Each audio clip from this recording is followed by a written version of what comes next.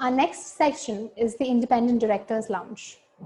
Independent directors are the custodians of corporate governance in India. Their role in India's tryst with good corporate governance has never been at a higher epicenter than it is during the current situation and the ever-changing regulatory and statutory environment. We call upon Mr. Rajesh Bagga to moderate a panel of distinguished independent directors.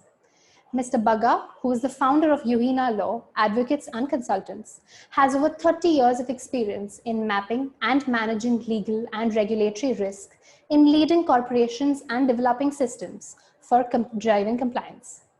He specializes in managing risk, people development, consumer and marketing law, intellectual property rights, indirect taxation, industrial relations, and restructuring. He has held leadership positions in organizations such as Tata Motors and Hindustan Unilever. I'm honored to introduce our panelists for this session. Our first panelist is Ms. Subhalakshmi Panse, who is the former chairman and managing director of Allahabad Bank. Ms. Panse has over 38 years of professional experience in the banking sector, right from retail banking to corporate banking at various levels of management. She has been appointed as the chairperson of the Quality Review Board of Institute of Actuaries of India and is also an independent director on the board of the Federal Bank since June 2014. She is currently an independent director on the board of over 10 companies. Our second panelist is Dr. Ganesh Natarajan, who is the chairman of 5F World, the independent director of State Bank of India. Mr. Natarajan is the founder of 5F World, a platform dedicated to investment and mentoring of startups, and is also the chairman of Skills Alpha, Pune City Connect, and the Lighthouses Communities Foundation, and is also the co-founder of Global Talent Track, Calzome Advisors, and Center for Artificial Intelligence and Advanced Analytics. He is a distinguished alumnus award winner of IIT Bombay and NITIE. He has led 2 corporate success stories of Zensar and Aptech, and is also the independent director on the boards of SBI, Principal Asset Management, Hinduja Global Services, LHI Digital, Educate Girls, One Crowd, AVPN, and SPP International. He is also the member of the Chairman's Council of NASSCOM and the National Council of All India Management Association. He is an alumnus of BIT Mesra, NITIE, IIT Bombay, and Harvard Business School, and has authored 4 McGraw-Hill books on business process reengineering and knowledge management. Our next panelist is Mr. Milind Sarvate, who is the founder and CEO of Increate Value Advisors LLP. Mr. Sarvate is the founder and CEO of Increate Value Advisors. He provides advice and mentorship in value creation, effective governance, and capacity building, leveraging his 37-year experience, including long stints in Marico and Godrej. He also invests in promising businesses and social enterprises. His 9 independent directorships include 6 listed companies: Mahindra Finance, Hexaware, Glenmark, Metropolis Healthcare, Sequence Scientific, and Matrimony.com, all with an audit committee role. He is a chartered accountant, cost accountant, company secretary, and a CII Fulbright Fellow. Our next panelist is Mr. M. Damodaran, the chairperson, Excellence Enablers Private Limited. Mr. Damodaran has held a number of important positions in the central and state governments and in India's financial sector, including chairman of SEBI, UTI, IDBI, the chief secretary, Government of Tripura. After these successful stints, he set up Excellence Enablers Private Limited, a corporate governance and board advisory consultancy firm. He is the independent director on the boards of Larsen & Toubro, Hero MotoCorp, Biocon, Tech Mahindra, and CRISIL, and is one of the non-executive chairmen of Interglobe Aviation, that is Indigo. He is the nominee director on boards of Bajaj Alliance General Insurance Company and Bajaj Allianz Life Insurance Company. He was also the founder director of IIM Tiruchirappalli.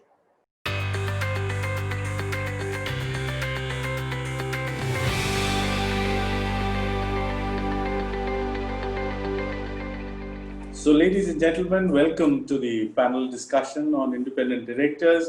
I have a brilliant panel with me, and you already heard about the introductions. So without further ado, I think the topic at hand is really a topical one where the changes in the company law have imposed certain very onerous responsibilities and roles on the independent directors. As a fallout, we saw a whole lot of independent directors actually exit boards because they felt that the liabilities were far more onerous than they could handle.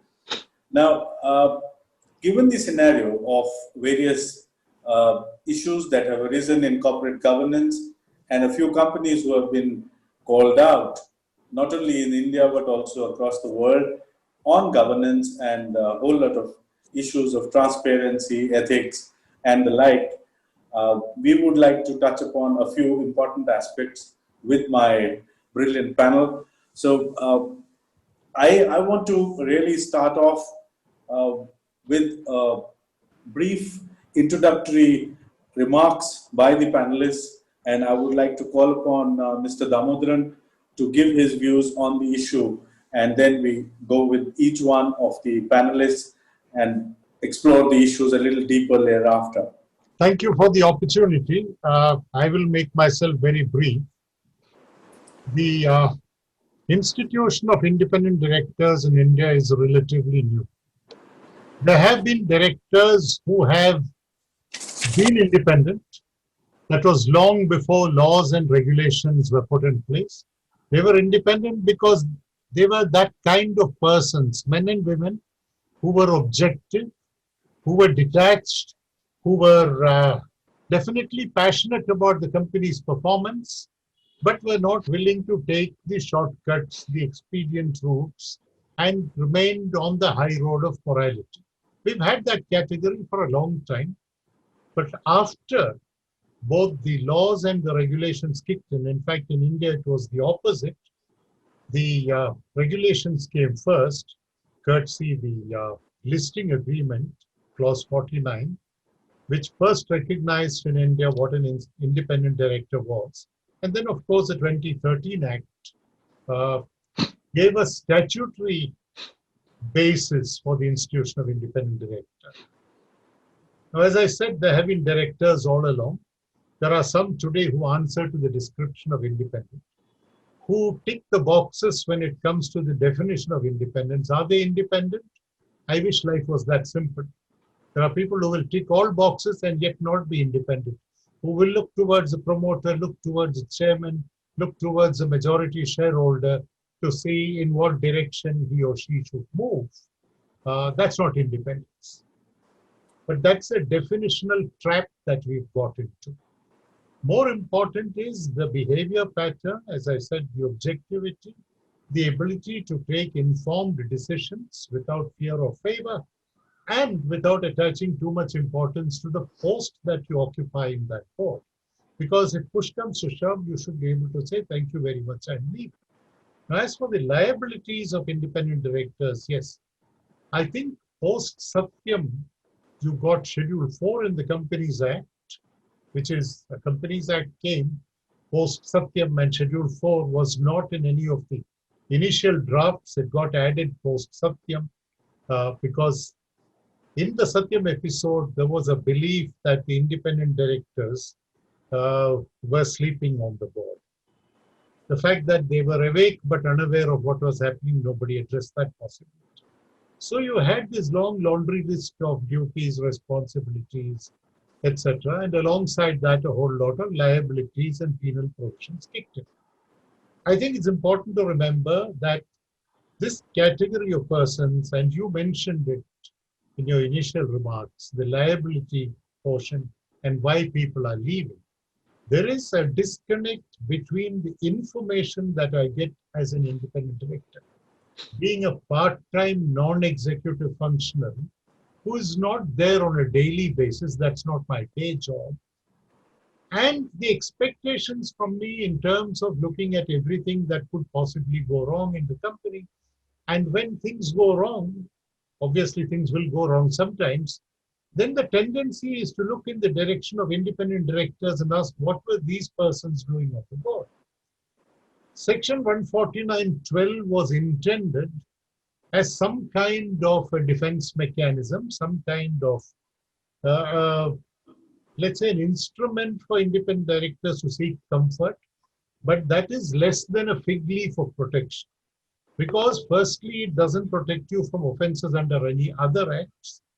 Two, as far as the Companies Act is concerned, then that section has that subsection.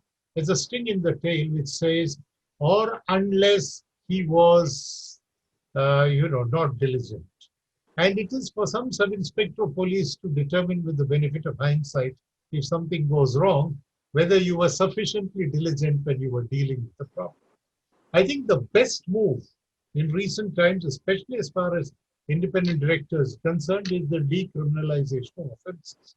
I wish this had been there long ago because companies need good directors, persons that can hold a mirror to the management.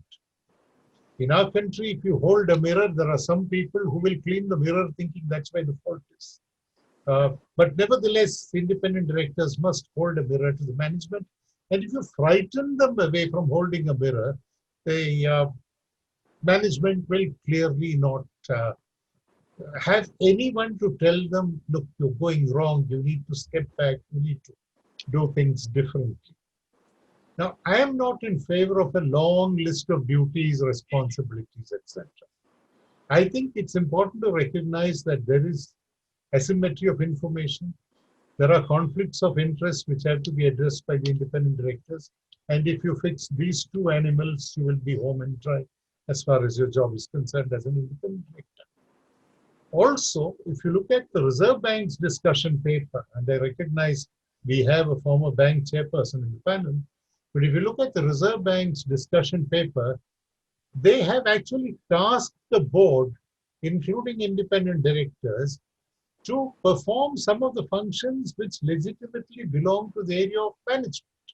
In fact, in that discussion paper, there is a heading of a particular portion which says, board committees that deal with management functions.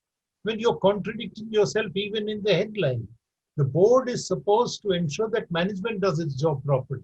It's not supposed to step into the shoes of management and run the company. That's not the board's job. So to sum up, independent directors suffer from one problem, which is neither the lawmakers, nor I may say even the regulators, certainly not the stakeholders, have the right set of expectations. When the expectations are very high, and when you don't have access to information, you're not going there on a daily basis. Whatever is presented to you is what is available to you, and you've got to act on that basis. So if all of that happens, and that disconnect will create a problem. So have legitimate expectations that are reasonable, equip the independent directors properly, give them adequate protection, not just under the Companies Act, but under other acts also for bona fide errors of judgment. And then you will have an institution that is strong, that will ensure that the interests of stakeholders are protected. If that doesn't happen, then we operate on a wing and a prayer. Thank you. I would now request Mrs. Panse to please give her opening remarks on the issue. Thank you, Mr. Baka. Well, after the Companies Act 2013, in my opinion, we have the best board practices in India. However, the board culture varies from companies to company, depending upon whether it is a promoter-driven company, or it's a professionally run company, or it's a public sector undertaking, or it's a cooperative organization. Depending on the way the discussion happens on these boards, the culture varies. Another issue what I find is there is extreme paucity of gender diversity. And there is also a paucity of experienced, competent, and effective independent board directors. Coming from the background of a public sector bank who has attended innumerable board meetings, this is a very, very important issue in my opinion. And I feel we need to strengthen the boards of PSUs and PSBs.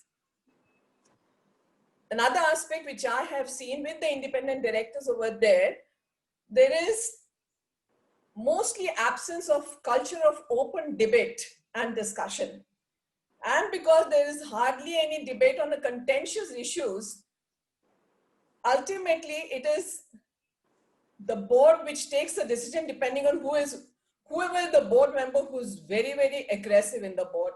And very rarely I have seen independent directors taking up a stand and having a discussion on a contentious issues. This happens quite a few times. And if we have a chairman who's got a cult or who's a cult figure, I've seen in such boards, the independent directors are mute spectators and the board meeting finishes in a jiffy. And that's why I feel when we are saying that the independent directors have to be very, very open and active, they need to rise above the cult figure pressures and they should be open enough and frank enough to have all the discussion on the contentious, especially the contentious issues. There's also has to be a proper power distribution, I feel, amongst the CEO, the board chairman, and the independent directors. Quite a few times it happens when the MD CEO has continued for a very long time, he himself nudges the NRC in getting independent directors with whom he is very comfortable. And when after 2013 changes, it is expected that the independent directors are supposed to be taking informed decisions. It becomes very difficult when there are certain coteries that are formed in the boards and there are undercurrents which are there. And that's why I feel as an independent director, it is extremely important for the directors to be very open-minded and put forth their views without any fear and not take any pressure. And that's why I feel under the circumstances presently, when so much of responsibility is now put onto the independent director, I think a time has come when we need to have a lead director who would bring in these changes in the board of directors.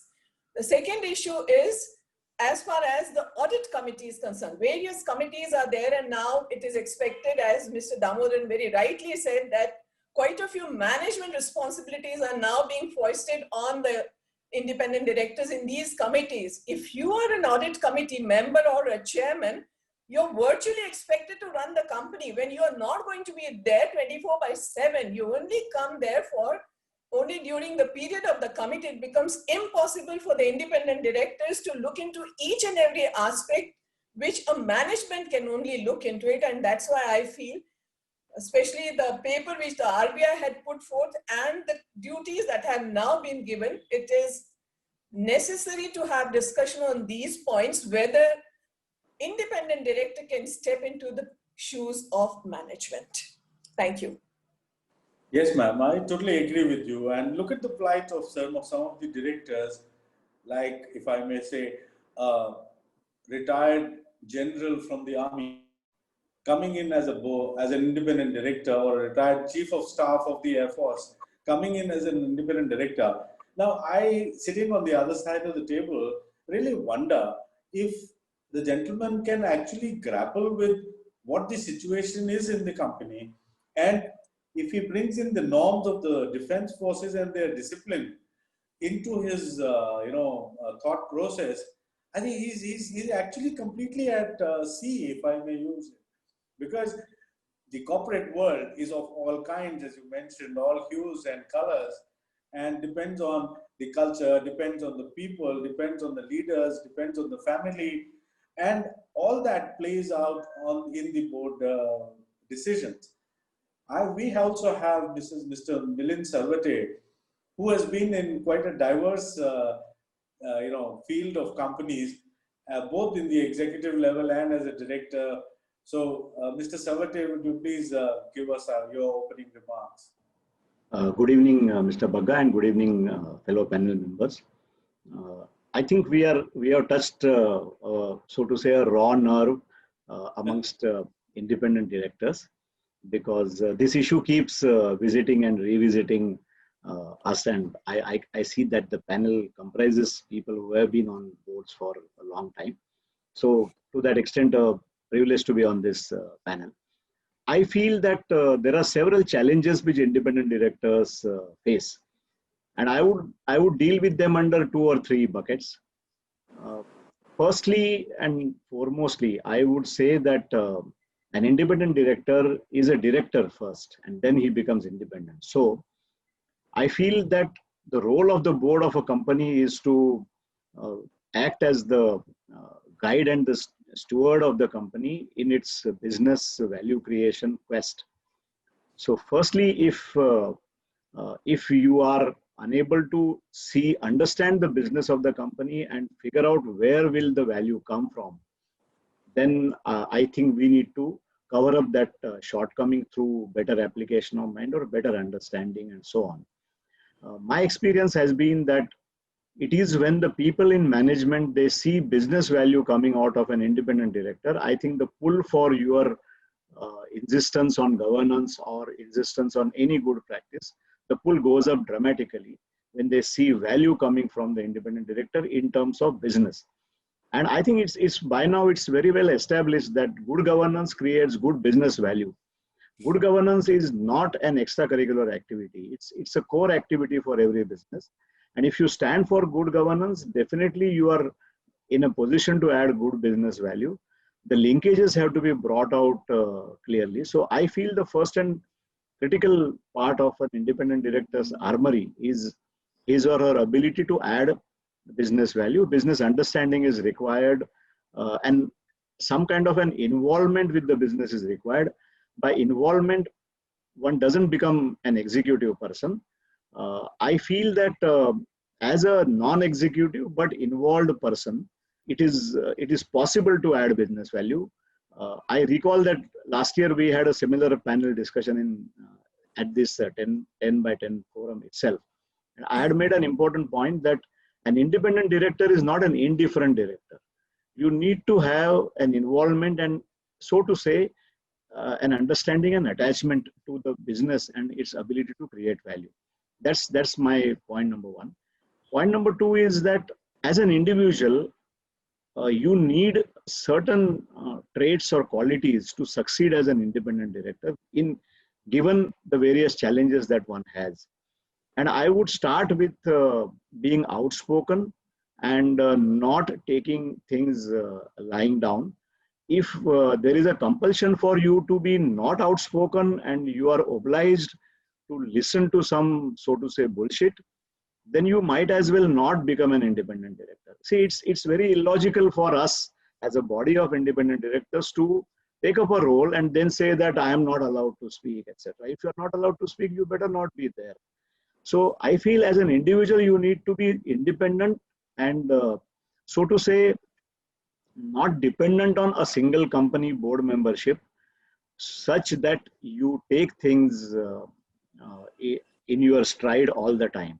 So there are certain individual traits which I feel would help you become a more effective independent director. I think the government has brought in some regulations, but those as usual are fairly straitjacketed. For example, the proportion of fees that you draw from a company, what it should be as a proportion of your total income, etc.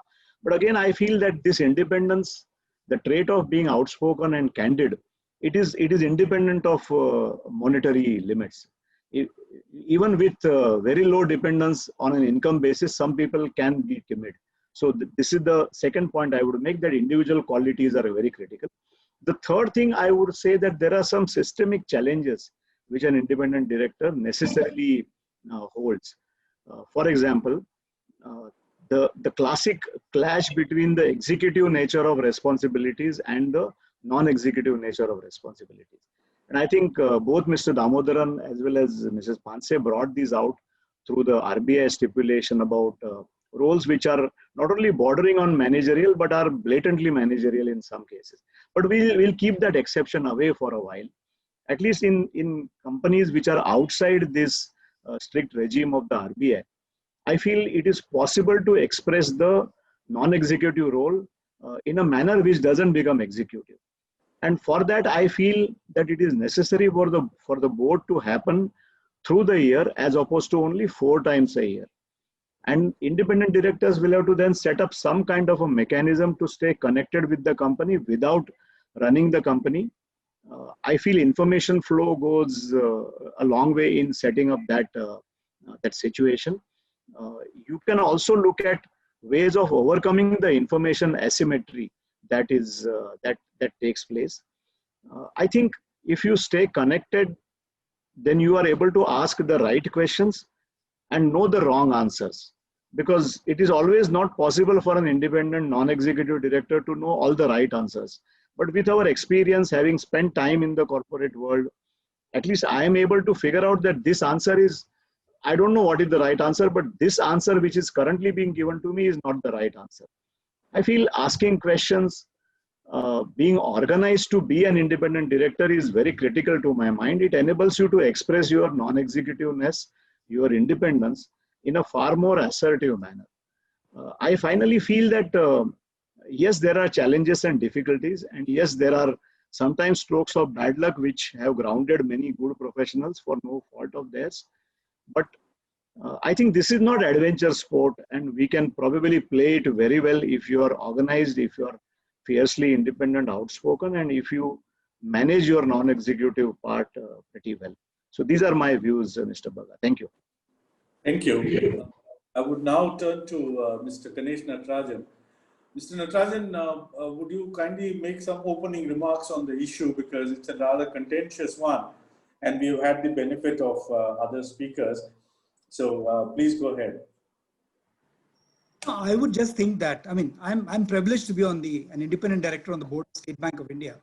And exactly what I think Milind was saying, I mean, that I think the joy of that board is that we have an executive committee of the board meeting every week. And then of course we have the monthly or sometimes more frequent board meetings, multiple long committees. You really feel included. You really feel your opinion is valued. I think the beauty of the chairman and the 4 managing directors is they are actually listening and implementing, and if they can't implement, they tell you what is done. So I have seen boards, you know, where it's almost like a rubber stamp, if you will, and I think as Milind was saying when I came in.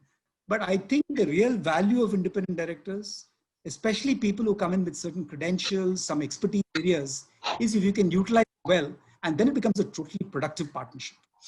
I think some of the points raised have been very, very valuable. And what we have also experienced is the flip side of what Mr. Natarajan mentioned, where the board is really a rubber stamp of sorts, and the as Mrs. Panse mentioned, the cult figure of chairman or the ruling family takes over the entire proceedings, and the whole thing is so stage managed that the directors have also been contacted in advance of the board meeting for a particular agenda item and briefed and taken into confidence on different levels. And the board meeting is finished in about in a jiffy without having gone into the issues.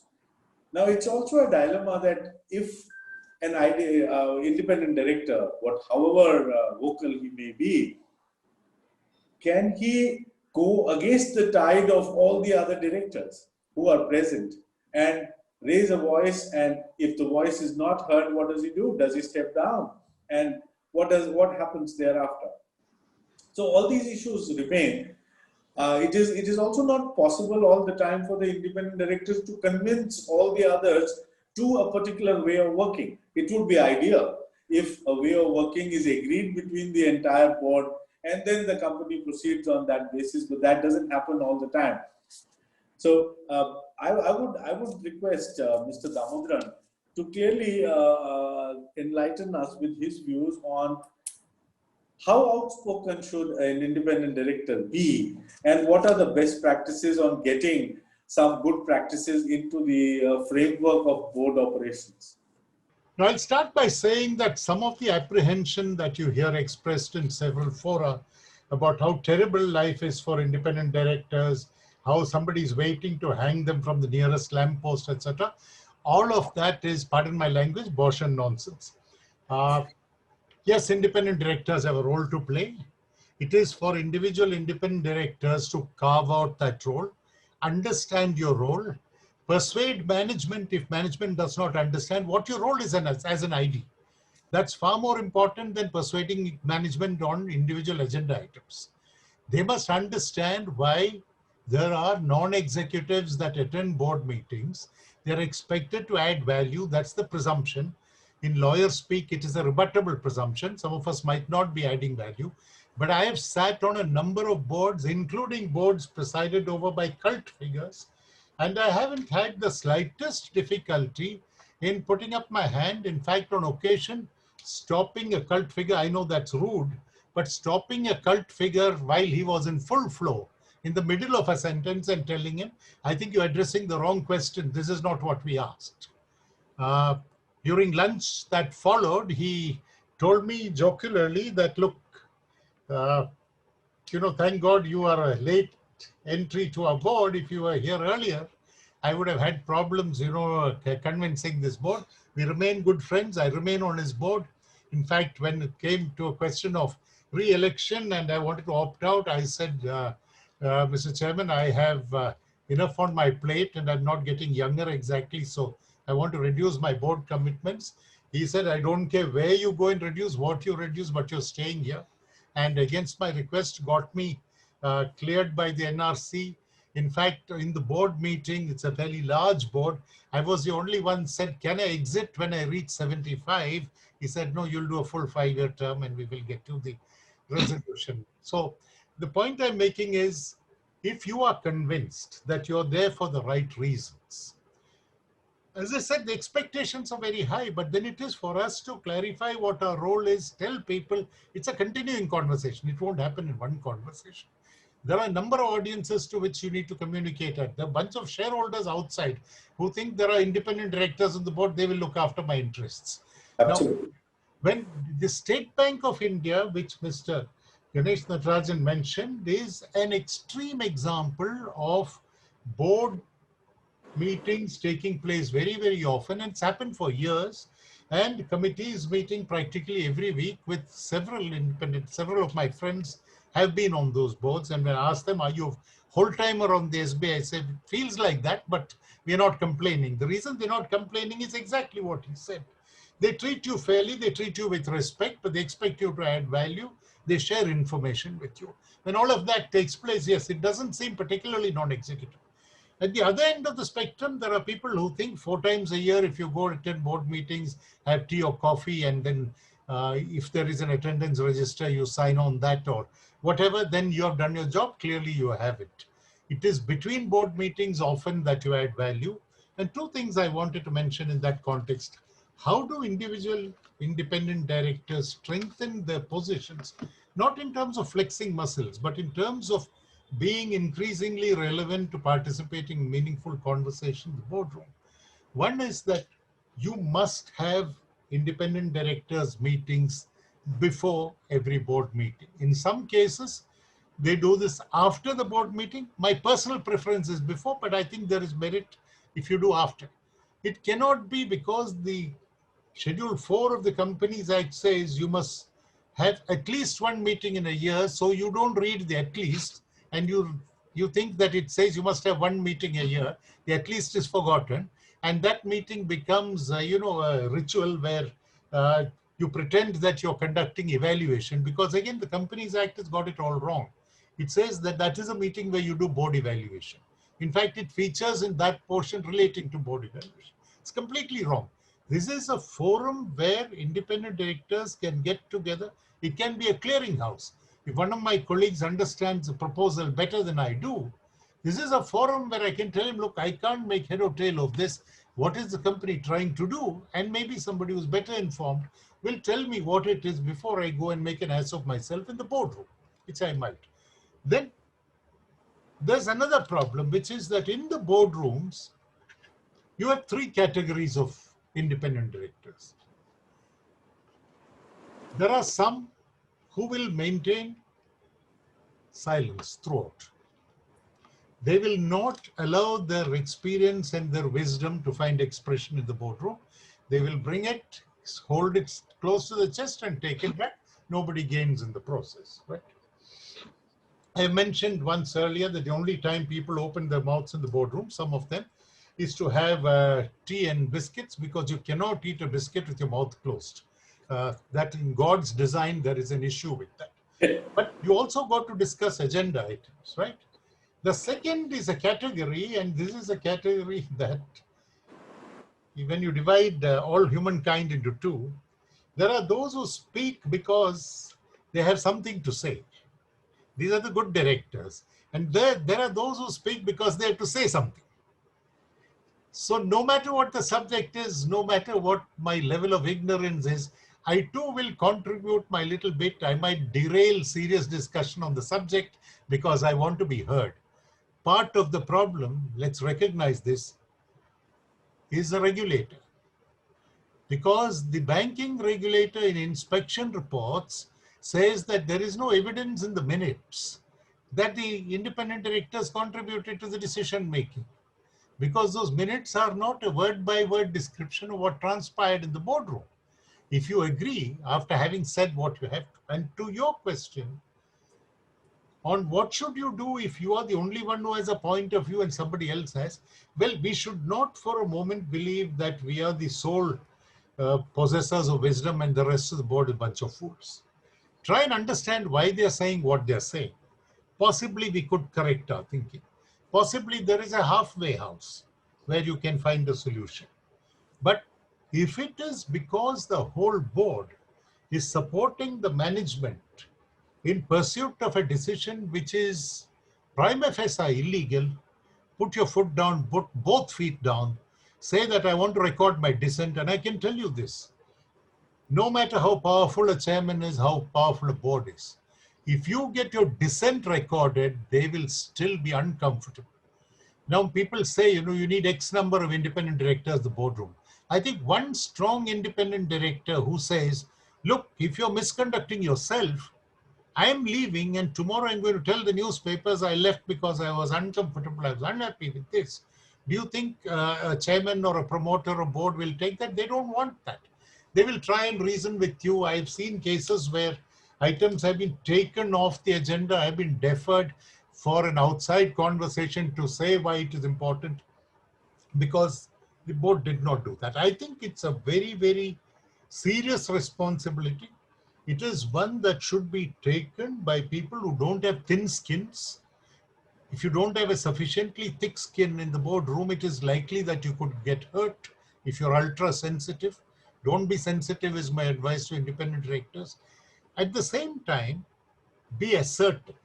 And then there is boardroom conduct and behavior. I can't thump the table and say, I think this is nonsense. I mean, I was told by a senior civil servant whom I have great respect for many years ago that, you can disagree without being disagreeable. So state it in a manner in which your message gets across clearly, unambiguously, but don't use language that can offend, that can hurt, because then you're nowhere closer to a solution, and you're there because you're seeking a solution. I have a couple of points more and then I will keep quiet. Power distribution in the board is what Mrs. Panse mentioned. The power distribution, to my mind, is fairly clear. The management runs the company. The board ensures that the management runs the company correctly. And the CEO, being an important member of the management, is answerable to the board for ensuring that the company's management is doing its job properly. And the board, as the agent of the shareholders and other stakeholders, is to ensure that the management does its job properly. If we get that division right, without boards putting the feet in the shoes of management, trying to say, and then we have this problem, a former CEO of a company sitting as a director on that board. But jab main wahan tha is history. This is a new situation. Several things have happened. If you are a previous CEO, an immediate predecessor CEO, don't get onto the board. That's not the place for you, because you will obstruct the functioning of the new guy. He's entitled to do what he likes. You must have, as Mr. Sarvate mentioned, business understanding. I believe domain knowledge is important. Domain familiarity is important. Domain expertise can be counterproductive just for the reason that I mentioned, because then you can start second guessing management if you don't hold yourself back. But you must have domain familiarity. You must know what the conversation is in the boardroom. One other thing, in addition to the IDs meeting, which I find very useful, is a WhatsApp group of IDs. Don't wait for board meetings, don't wait for IDs meetings. If you have a concern on something that relates to the company, put it on the WhatsApp group of the IDs. Look, I have a problem. What do you guys think? And I find it works very well. I sit on 6 boards, 3 of them are WhatsApp groups of IDs, and I think it's a great instrument. So I thought I will say that and stop. Thank you, sir. So nice. Mr. Panse, if I may turn to you and look at really the transparency aspect of the materials that are put before the directors, and also the responses and the quality of responses given to independent directors. What would be your views on that, ma'am? Thank you, Mr. Baka. Luckily, I have been on the boards where the material that is being shared with the board members is fairly transparent. And if any additional information is required, it is shared. Now, generally, on all the boards, you go through the company secretary, but I have seen, it's my experience that I get in touch with the head of that particular department, which is putting up a note. And I like to have a discussion, and I raise certain queries that these are the additional points on which I would need some information. If I get that information, it becomes easier for me to understand the whole issue. So I get the full picture, especially when I've been on the board of a bank as an independent director, and if any credit proposals are coming, that time it becomes very easy to ask for additional information and then understand why a particular condition is being put forth or why a rate of interest being put forth. So all these nitty-gritties, it becomes very easy. So what I do is I immediately get in touch with the head of the department who signed that note, ask for additional information. And I have seen till now that I have been very comfortable working in this fashion because I get all the information which is really required. And if there are some issues on which the information is not forthcoming, I make it a point during the board meeting to put across this point saying that these are the areas on which I would like to have additional information. And if there is not an additional information, please note down and please put it into the minutes that I have asked for this information. And then it will be possible for me to come to a conclusion whether I would be supporting that particular proposal or not. And I find my experience has been for the last 7 years, I've been an independent director. My experience has been, and this has worked very well. The only point on which I would like to touch upon is Mr. Damodaran said, that you ask them to put your dissent in writing. Unfortunately, my experience so far has been that the board as a rule like to take decisions without a dissent. So, they like to have discussion unless and until you agree for it, they would not go ahead. So you have to sit on that point, you have to sit down and have further discussions till the point that either you agree or the other board members agree, okay, this is a very valid point.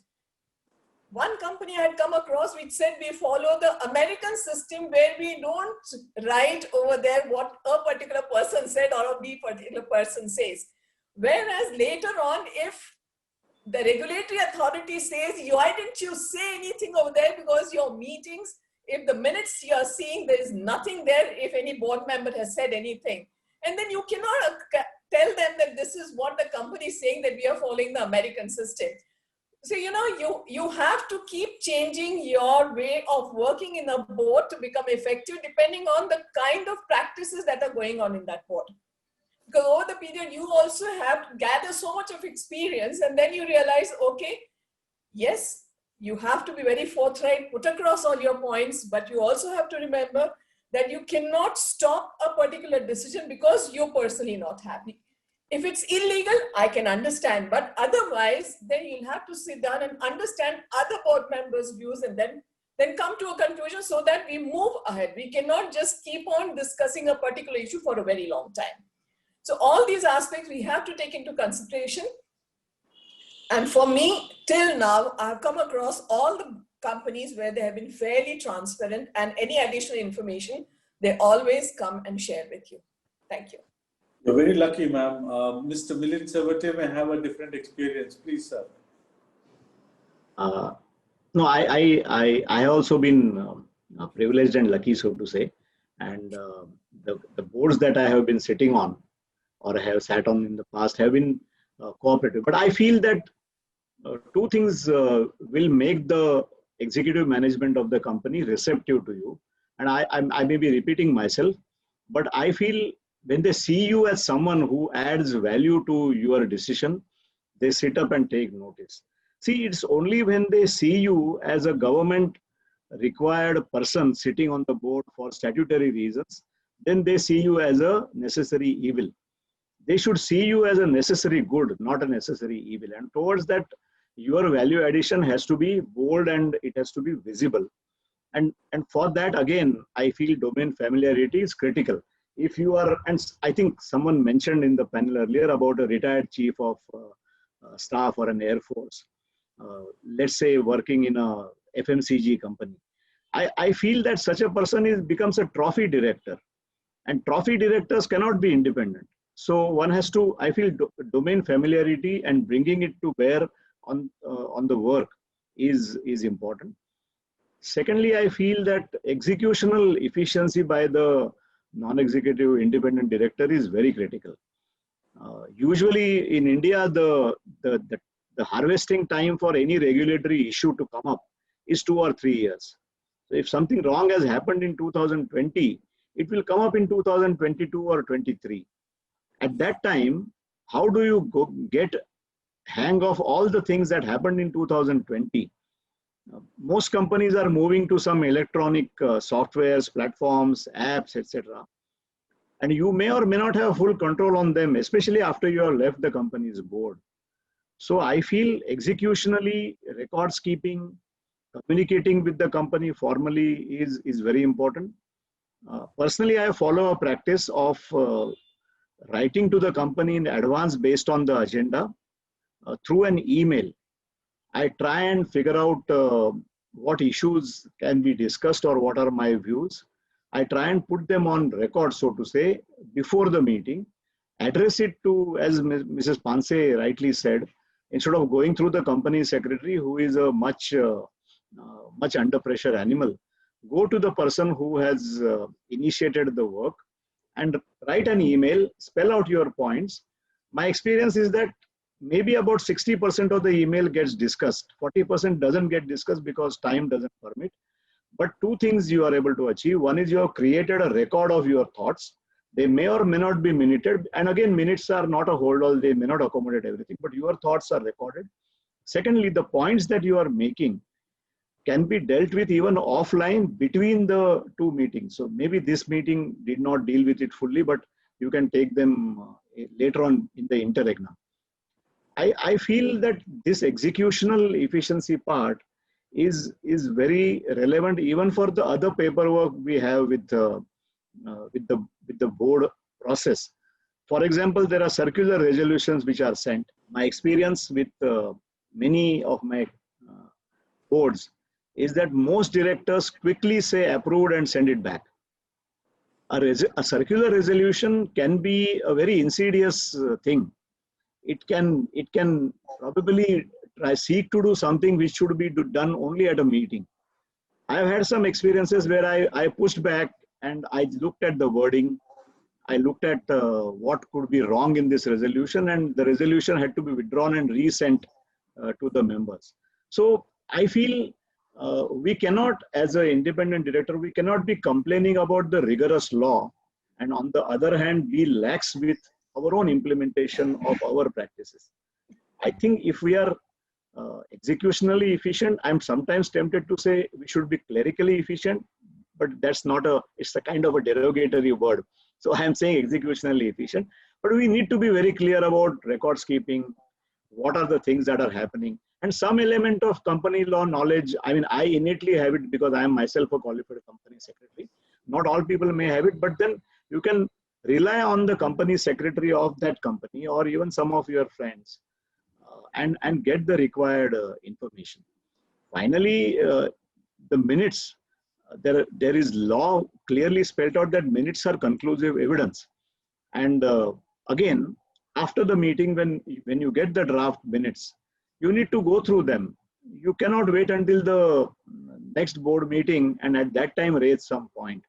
I feel this is a game which can be very squarely and well played if you are up to it in terms of all your ammunition and you be engaged with that board process. I don't think the law has spelled out any unfair processes. It may be daunting, but then you expect the right remuneration or right reward from the company, and then you should take up only those boards. That's my personal feeling. Thank you. If we step back a little, I think what I find is that the experiences we have been with the right kind of companies and the good companies. If we step back a little and go to the companies which hit the headlines for the wrong reasons, you will find that the paperwork was so perfect and so immaculate that the independent directors, unless they were forensic experts, could not have made out that there was a foul play behind that. And it was actually one of the Supreme Court judgments which went on to say that the paperwork in this particular case, it was not a director's case, but it was a labor case of termination, that the paperwork in holding the domestic inquiry and terminating the employee is so perfect that we are convinced that it is not justified in these circumstances. Now, so therefore, when the management, if it is, embarking upon a devious route, the paperwork will be so made and so, immaculate that it may not be possible for an independent director who is not an expert in that area, let's say in the financial documents or examination of certain financial proposals. If he has no expertise there, he will be carried away by the document. So I would request Mr. Damodaran to please come in on that. How would the IDs deal with that kind of a situation? So I think the only answer to what you mentioned is that whatever papers come to you, read them carefully. I want to step back to circular resolutions. I have got a practice introduced on the companies where I sit as independent director, saying that before a circular resolution comes, get a certification from the managing director saying that this is so urgent, it cannot wait for the next meeting. Number two, this is a matter which can be cleared by circular resolution. Unless I see both of these things certified, I will not touch a circular resolution. And I'm finding that companies have fallen in line. I said, let the MD take a view. That the same way, whenever matters are brought up at short notice in meetings, where you don't get time to read the papers, my question has always been, could this not have been done earlier? And I want to give you one point. You see, the secretarial standards prescribe that the agenda should go out 7 days before the meeting, minimum of 7 days. I have seen companies, not those on whose boards I sit, but some companies where I was asked to come and intervene in order to fix the governance practice. The entire agenda read something like this: after you finish the first 2-3 items, item 4, a presentation will be made at the board meeting. Item 5, presentation will be made. Some 8 items, there are presentation, and then afterwards you have some 1 or 2 routine items, bread and butter issues, and then the meeting is over. So I said, where is the 7 days notice? No, we sent it out 7 days ago, but what did you send 7 days ago? The question is, these 7 days are meant for the directors to read and understand. If you don't push back on these things and allow the company secretary to tick that box, that I send it on the midnight before the 7th day started prior to the meeting, then I think we are buying a problem. One other matter that I wanted to mention, in terms of expertise, seeing documents, clearing them, etc., one thing you must insist on is an executive summary. Now you go to a board, a management goes to a board with a proposal to get a decision. There are some noting items, I'm not touching those.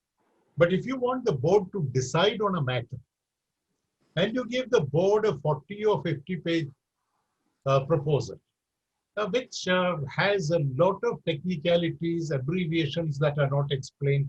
That's the other thing. You must ensure that all abbreviations are explained in an annexure to the document. Right?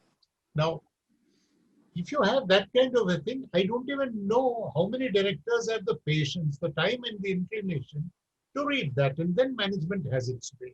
I insist that if it exceeds X number of pages, give me a one-page executive summary where you state upfront what is the decision that you're seeking from the board, why are you seeking that decision, that this is within the board's powers, it is consistent with the laws, whatever you want to tell me from there, don't do that. In fact, Jaswant Singh, who passed away a few days ago, he was my minister when I was chairman, Unit Trust. He was a finance minister, and I met him quite a few times.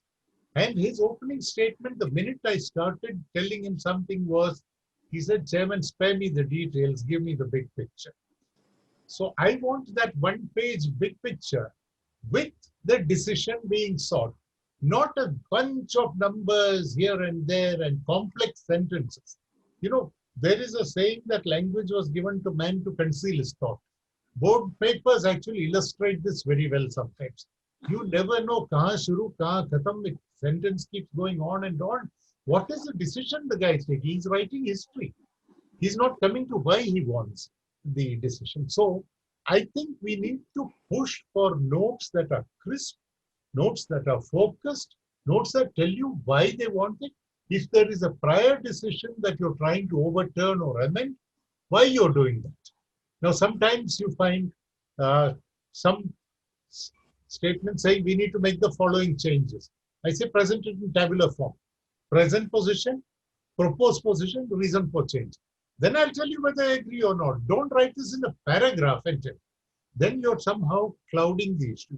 I think if we insist on simpler practices of that nature, and none of this is rocket science, and they will find, the management will find it's also in their interest. It's not that they have a conflicting interest. I hold nothing against management. I have been a part of management for some part of my career, so I don't think managements are necessarily bad and you need to do that, but you need to help them to do things in the right manner. The last comment I wanted to make is referring to Mrs. Panse's comment on, do you insist on recording your dissent? I am entirely in agreement with you. I am talking about cases where there is prima facie illegality attached to the decision. And even then, if somebody says, no, we are not doing it, then put in your papers. One last thought, which is, why do independent directors have a problem? Many of us are bitten off more than we can chew. We are on too many boards, too many committees, and we are finding it very difficult to keep track. So I think, you should decide. It's much better than before when you could be on 20 companies and all of that.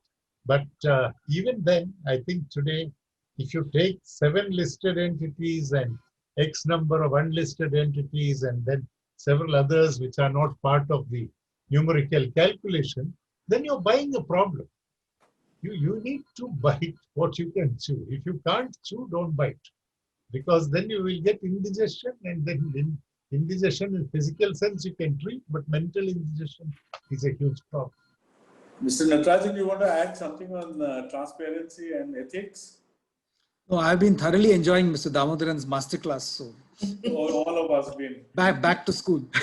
No, but I just want to say that, I've tried to implement what he just said, because I'm just on 3 boards, which is, profit-making company boards. 3 are pure startup entrepreneur boards, and 3 are social boards. So kind of that reflects my own life as well in terms of consulting, investing, and the same. And I'm actually finding that some of the better managed public limited companies, maybe rightly so, are much more kosher in terms of the kind of quality of information they provide, advance notice at which they provide information. To be fair, the worst managed or the worst processes followed are in the entrepreneur board. So the entrepreneur is full of passion and wants to make a difference, and the board is almost like a necessary nuisance.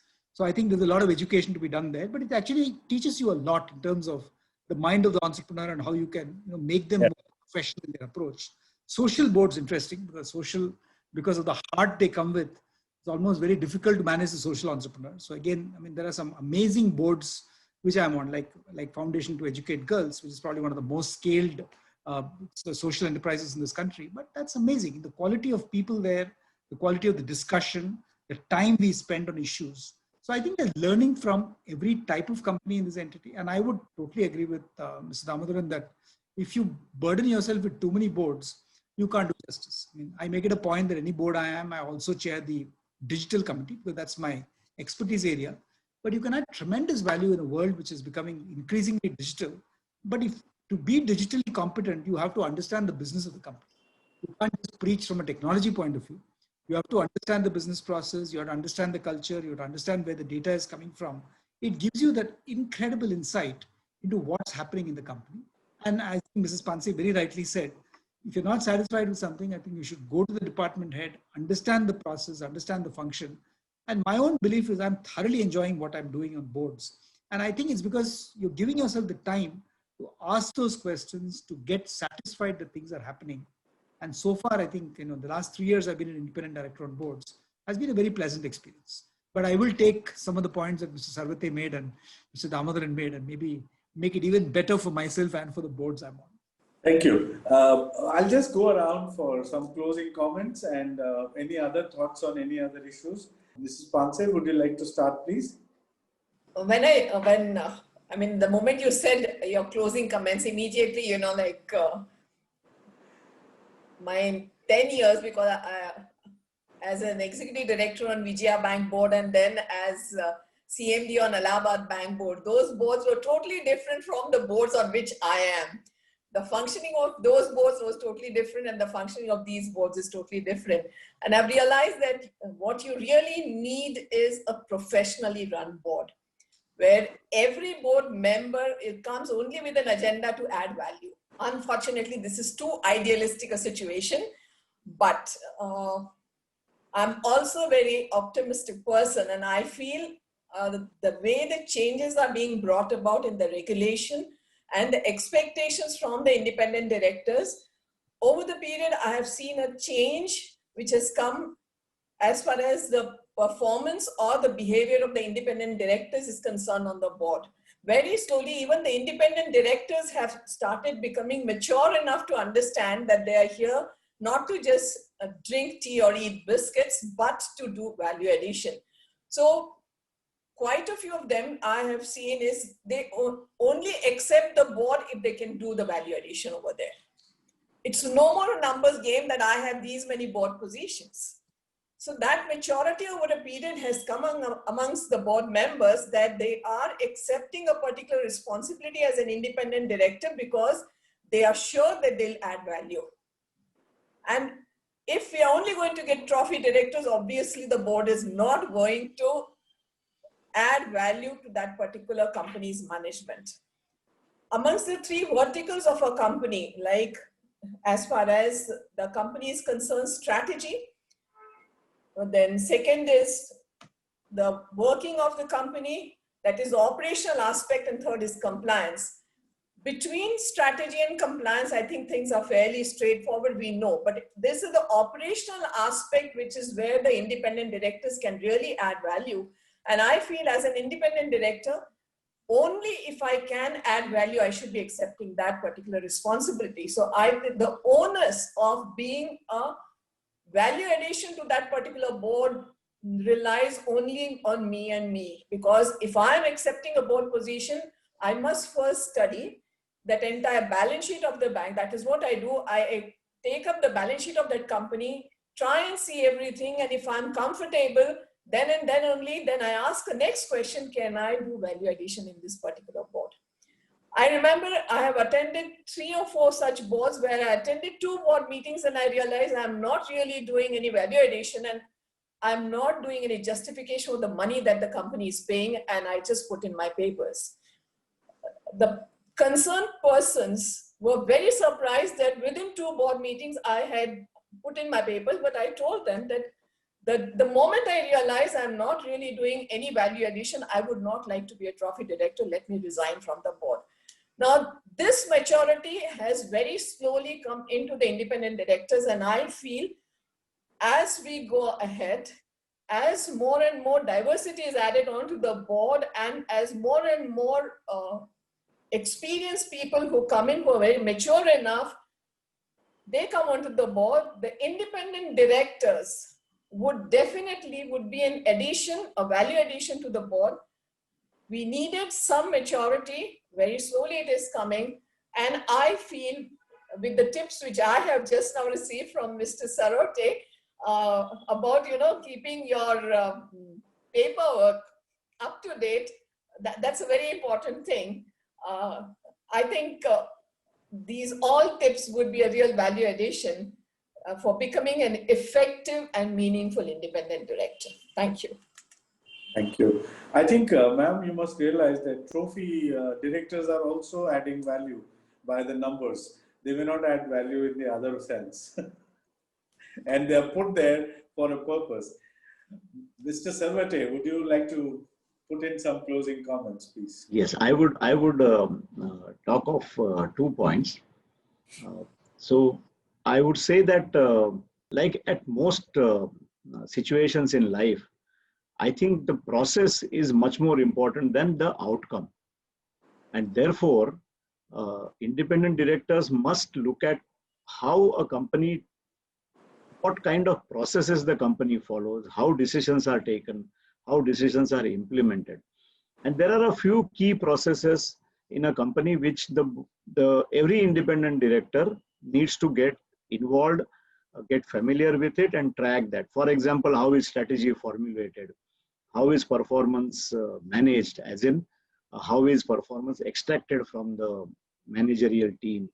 What is the plan versus actuals review process?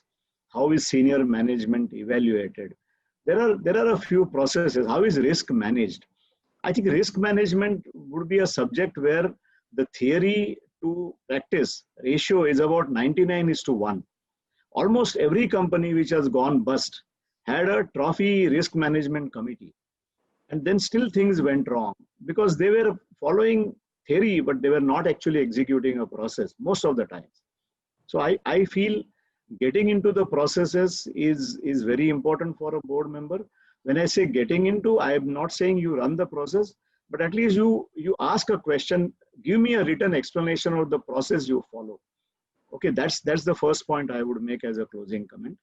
The second point I would make is about spotting things before they go wrong and looking at impending failures.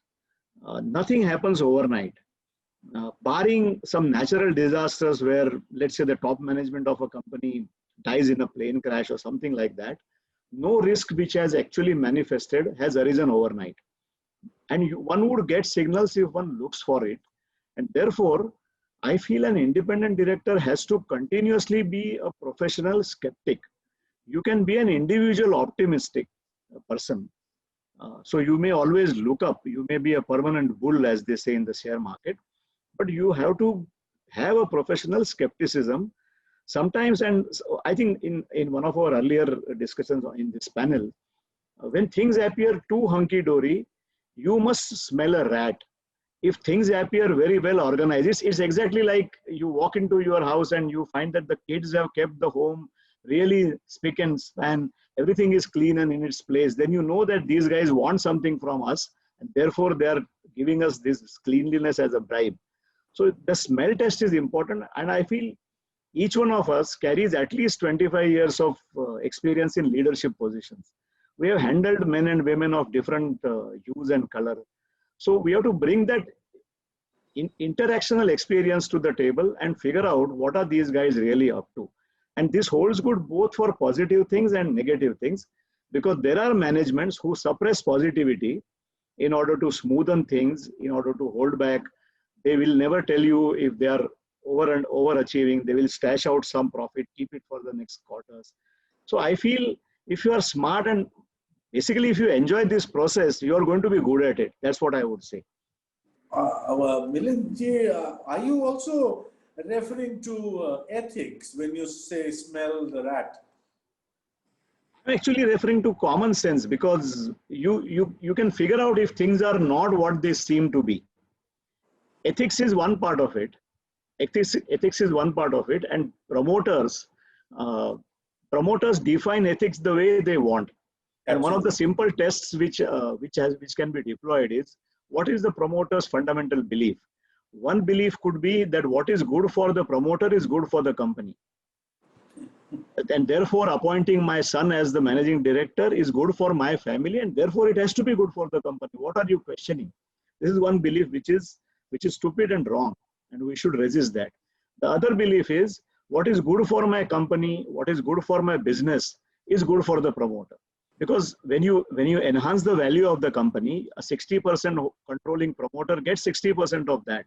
When you erode the value of a company, he loses 60%.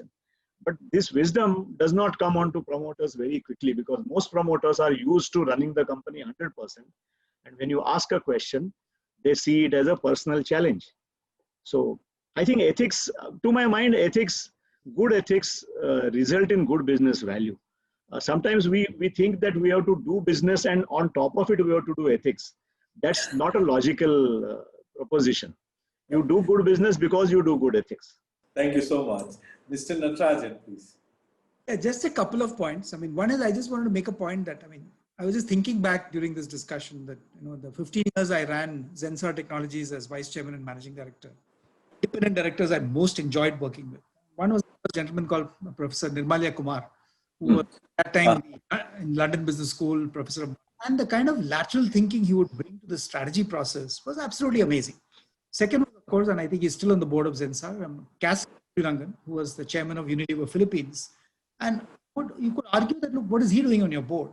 But the whole wisdom of retail, marketing, understanding consumer insights was so interesting. I mean, sometimes we had to do a stretch to translate that into a business-to-business proposition. So the point I'm making is, I mean, the last thing you need on a board is to have an echo chamber, where you're just echoing what the promoter is saying or the CEO is saying, and almost watching the CEO in wonder saying, oh my God, I'm learning stuff. You have to add value from tangentially, maybe from your own experience. And I think CEOs enjoy that. I can say that for myself as well. The second is, I think what Mrs. Panse very rightly said, I think in the kind of trinity of strategy, operations, and compliance is obviously something that we all have to be looking out for. But I think between strategy and operations, I mean, at least I as an independent director enjoy it most when management takes you into confidence on strategy and you're actually part of the strategy creation, strategy development process, because then you feel truly valued. Operations, of course, you need to understand, as I mentioned earlier, even for my digital role, I need to literally understand every nook and corner of the company in terms of operations. And I think that goes back to what Mr. Sarvate was saying, that, if something looks too good to be true, it probably is too good to be true. So I think, it gives you a sense of what could go wrong. So I think this triad of opportunities and imperatives, to my mind, is the most important thing for an independent director to ask for and add value to. Thank you. I think what also happens is that the independent director's experience over the past so many years also plays out in the role that he plays in the board thereafter. If you have been in a very ethically strong company or a very well-managed, well-oriented company, it actually makes you believe that yes, everywhere it will be the same value systems, etc., etc. And that's where I think some of us falter, and there is a dire need for training and for familiarization of people who are embarking upon this role. I would leave it to Mr. Damodaran to say the final words on the issue. Just 3 or 4 comments. One is Mr. Natarajan mentioned wisdom in the context of one director, and I think this is critical. We must recognize independent directors, management, as well as the outside world, that the board is the seat of wisdom. Management is the seat of knowledge. If we understand that clearly, then I think it's so much easier to understand our roles and our responsibilities and whatever flows there. The second point I want to make is on trophy directors. In old corporate governance literature in England, the expression they used was flower vase directors, much the same thing. They brought color to the boardrooms. I hope flower vases had flowers in them. They brought color to the boardroom, but not much else. But I would guard against generalization, because I sat on a board, the gentleman turned 80 and then he left, with a former chief of the army staff who'd been on the board before I joined the board. And I must say it was a hugely enjoyable experience.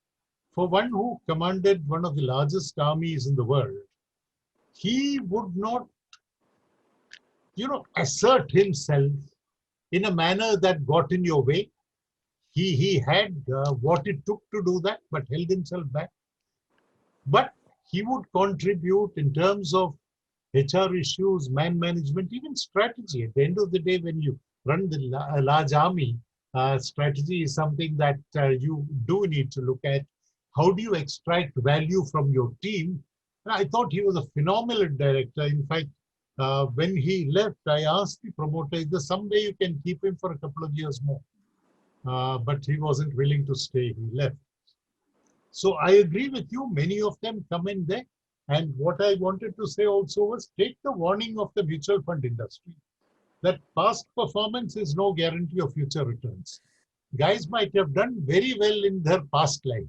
It doesn't mean you bring them to a boardroom and they will deliver similar value. The third point that I wanted to make is that it's a short bit of, I don't want to be preachy, but I am at an age when whatever I say might be preachy, but my advice to younger members that get frustrated in the boardrooms is don't throw in the towel, pick up the gauntlet. In fact, if they get that clear, it's easy to throw in the towel and say, Kaha aa gaya bhai, I don't want to be a part of this, I want to go. No. Don't vote with your feet, vote with your hands. Stay there, dig in, fight to the best possible. And my last, of course, it's a wish. Many companies are shareholders judge companies looking at who is the managing director, what's the rest of the management like, if there are enlightened promoters, and that persuades them to invest, to stay invested, to add value. I hope the day and age will come when investors look at who are the independent directors on this board and then see value in the board and the company. That will be the day I will hang up my boots and say, thank you. I think I'm happy. I have nothing more to say. Thank you, sir. I must thank the panel, Mr. Damodaran, Mr. Panse, Mr. Natarajan, Mr. Sarvate.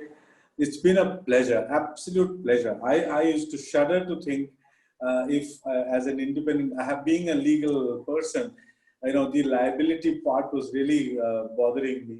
But after listening to all of you, I think there is a method to the madness, and we can sleep a bit easier if we do our role far better. But I generally feel that the effort to train independent directors, I think this talk itself is more of a encapsulated learnings for independent directors. And I think formal training of independent directors in the ways of working and what are the expectations, how to meet those expectations, how to put your word across, and also to record things if things are not as you like them to be. I think those are phenomenal learnings, and I think a formal training is, I think, very, very essential. Thank you so much for being here, and I'm leaving this panel very enriched. So thank you so much, and hope to meet you again. Thank you. Thank you so much. Thank you so much. Thank you. It was a pleasure. Thank you. Thank you, all of you.